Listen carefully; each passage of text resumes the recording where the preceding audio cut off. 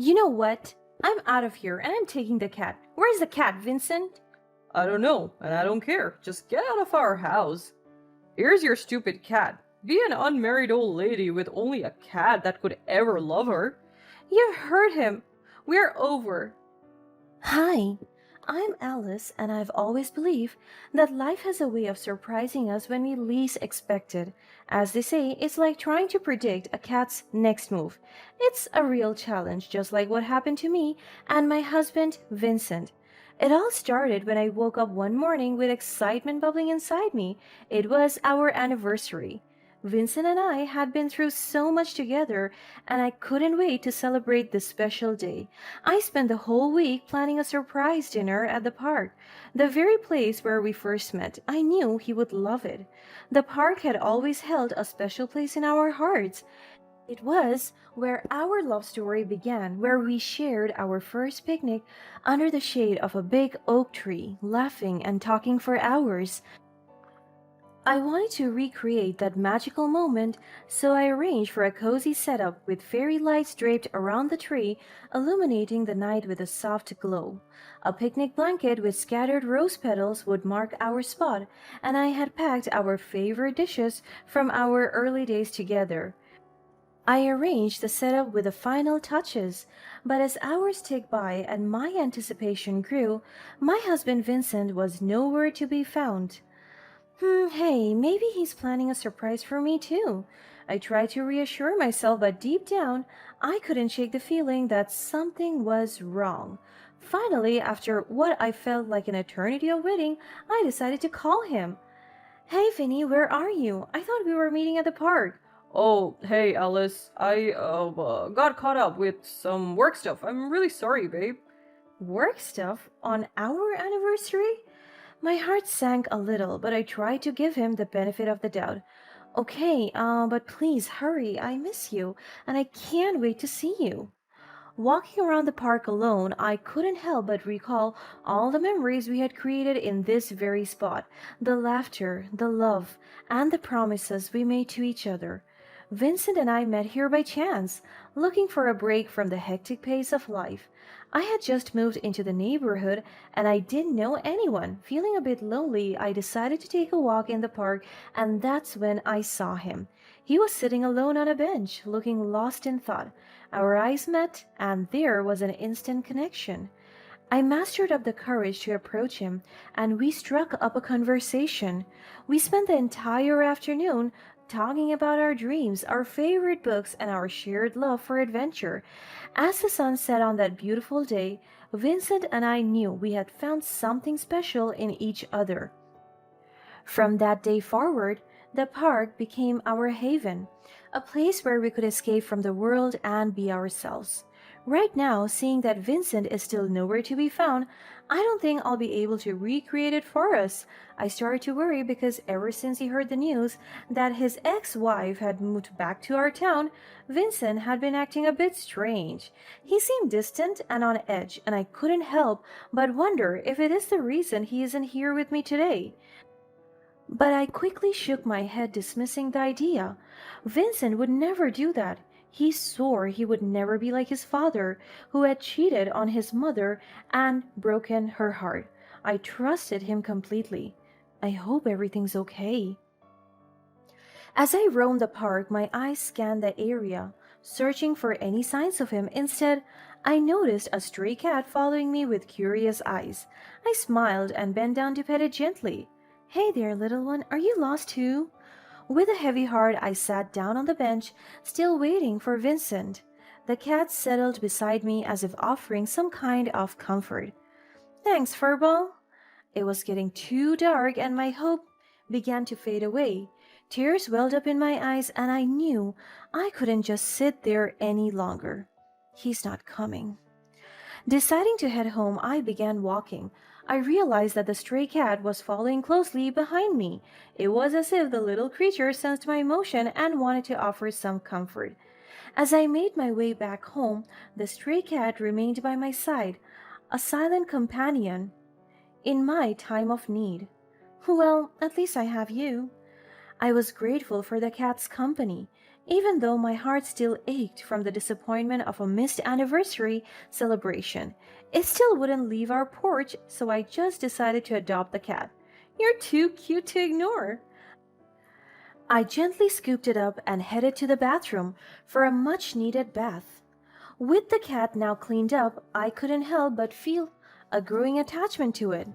In the back of my mind, I remembered the collar left behind by our previous cat who had sadly passed away a few months ago. It felt like fate that the collar was still there, waiting for a new furry friend to wear it.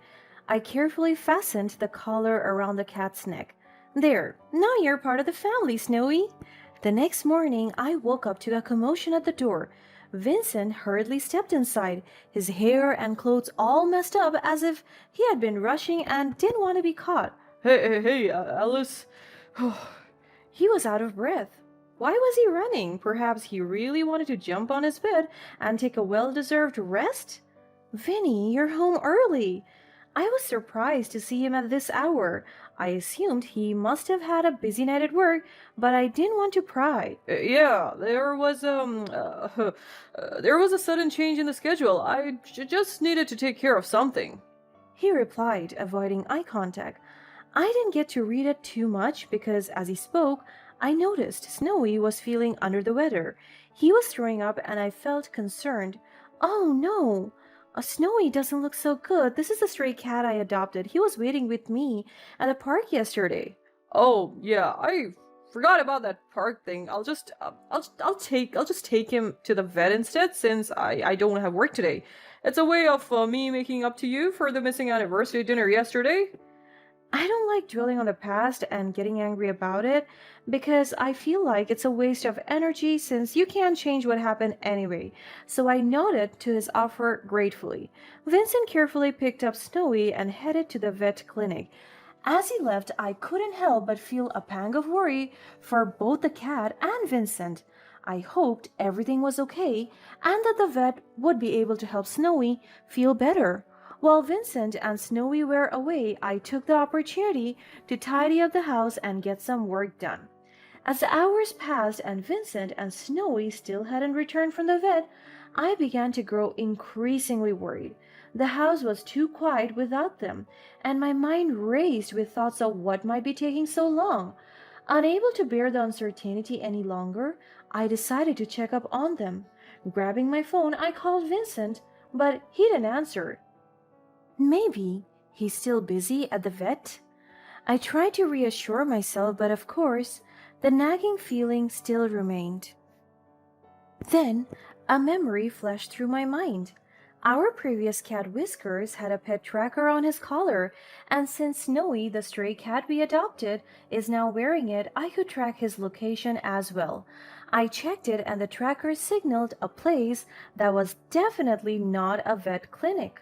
My heart started to pound in my chest. I remembered how tired Vincent had looked earlier, and a thought crossed my mind. What if he accidentally let the cat out of his eyes and Snowy had run away? Or perhaps Snowy didn't want to be confined to home and longed to roam the streets again. I followed the tracker's signal, my hand trembling as I navigated through the unfamiliar streets. It led me to a house I had never been to before. Is this Snowy's real owner? With each step bringing me closer to the house in front of me, my mind was clouded with worry about what I was about to witness. As I peered through the window, my breath caught in my throat. There he was, my husband Vincent. But what shattered me the most was the sight of his ex-wife Bea standing right beside him with their lips locked in a passionate kiss. My world came crashing down. The betrayal was too much to bear, and I felt like I was being torn apart inside. A surge of anger replaced my initial shock, and I couldn't stand there silently anymore. My emotions overflowed, and I knocked loudly on the door. My voice was shaking, but determined. "Vincent, Bea, open up!" I shouted, even though I'm pretty sure their neighbors could hear me. I didn't mind the embarrassment because I just couldn't hide my frustration any longer. A few seconds later, the door swung open, revealing both Vincent and Bea looking stunned. The guilt was written all over their faces as they saw me standing there, tears streaming down my cheeks. Alice, I can explain. I cut him off by slapping him hard on the face. His face shifted from guilt to anger. Explain? What's there to explain? I trusted you, Vincent. I believed in us. I even gave you the benefit of the doubt when you didn't come to the anniversary dinner I prepared for you yesterday. You threw it all away, and for what? For her? Bia tried to interject, but her mere presence simply fueled my anger. I didn't let her speak. And you knew he was married, yet you got involved with him. You both should be ashamed of yourselves. As I stood there, the aftermath of my confrontation with Vincent and Bea unfolding, I knew there was no turning back. You know what? I'm out of here, and I'm taking the cat. Where's the cat, Vincent? He glared at me, still fuming with anger from the slap. He didn't answer my questions, so I asked again because I wanted to be out of there as soon as possible. Where is he, Vincent? Tell me now. I don't know, and I don't care. Just get out of our house. I called for the cat, hoping to find Snowy and take him away from this volatile situation. But Vincent's anger didn't waver, and he showed no concern for the innocent animal he had brought into this mess. As Snowy came out from his hiding place, he is still looking weak and fragile. It is obvious Vincent didn't even bother to take it to the vet and just went straight to his infidelity. Vincent harshly grabbed Snowy and in a fit of rage kicked the poor cat towards me. My heart sank as I saw how heartlessly he treated an innocent creature who had done nothing wrong. Here's your stupid cat. Be an unmarried old lady with only a cat that could ever love her. The cruel words cut deep, but I refused to let him see how much they hurt. My focus was on Snowy, who had now retreated to a corner, frightened by the outburst. Vincent's disregard for the cat's well-being shocked me, but what happened next left me horrified. Snowy lashed out in fear, biting Vincent's leg. Vincent responded with even more brutality. He squeezed and pulled the struggling cat tightly away from his leg. His anger was blinding him to the harm he was causing to Snowy. I rushed to intervene, trying to pry Vincent's grip away from Snowy, but it was too late. The distressed cat's claw found their target, and I watched in horror as Snowy leaped into Vincent's face, scratching his eyeball. The pain was evident in his cries, and he finally released the cat. I scooped up Snowy into my arms, holding him close, tears streaming down my face. You've hurt him. We're over. As I held Snowy close, I knew that our fate was sealed. My marriage was irreparably broken, and Vincent's action had revealed a side of him that I could never forget. With Snowy still in my arms, I walked away from the chaos and pain, leaving Vincent behind. I took Snowy to the vet immediately to get the care he needed. The poor cat was frightened and in pain, but I vowed to be there for him, just as he had been there for me in the park last night. Days passed and I learned the truth about Bea. She too was married, but she chose to work through the issues with her husband instead of continuing the affair with Vincent, leaving my ex-husband all alone. News about Vincent's eyes also reached me through mutual acquaintances. The damage caused by Snowy's scratch was severe, and his eyesight never fully recovered. I couldn't help but feel some sympathy for his condition, but I also knew that it was a consequence of his own actions. Now he literally and figuratively can't see his ex-wife or even other woman. In the aftermath of the incident with Snowy, I was determined to hold Vincent accountable for his cruelty towards the innocent animal. With the help of witnesses and the concerned neighbors who had seen the confrontation, I pursued legal action against him for animal cruelty. As I focused on taking care of Snowy and healing his wounds, I realized that he wasn't the only one who needed care and healing.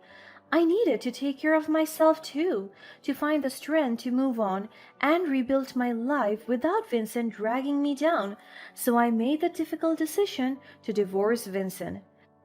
In the end, Vincent's karma came back to bite him, quite literally.